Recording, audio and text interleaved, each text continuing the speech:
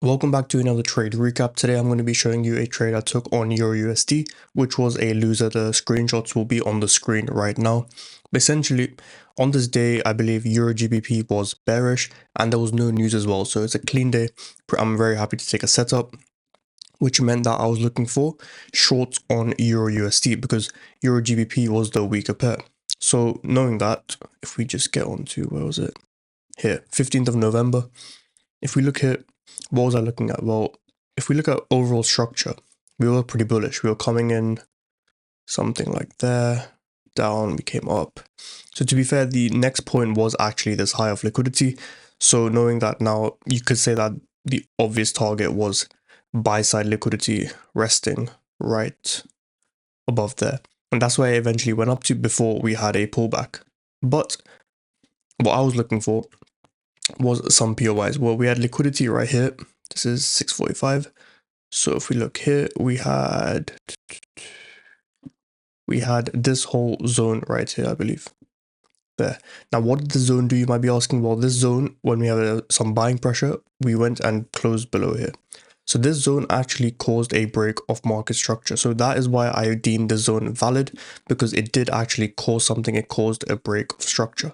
So I actually had it extended there, which is why I took the trade there. So this was the whole zone I had marked out. And pretty much, yeah, so on the 45 minute, if we just look, on the 45 minute, there's not really a clear zone. On the 50 minute, there was though. So on the 50 minute, clear zone came into our POI right here. Plus, yeah, we actually swept more buy side liquidity on the 5 minute. Right there, so more buy side liquidity being swept. Then after that, drop down to the 1 minute chart.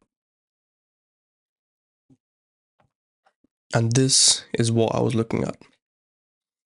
So right here, we had a sweep of Asia right there, strong move up, sweeping liquidity, break of structure right there, and then EQ entry around here. So if we just delete the POI, EQ entry was around here at 8:11,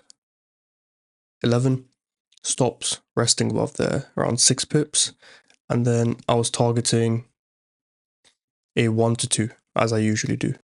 1 to 2 risk to reward ratio, and then pretty much we got stopped out, right? Like just like that. So this is the trade, pretty simple explanation.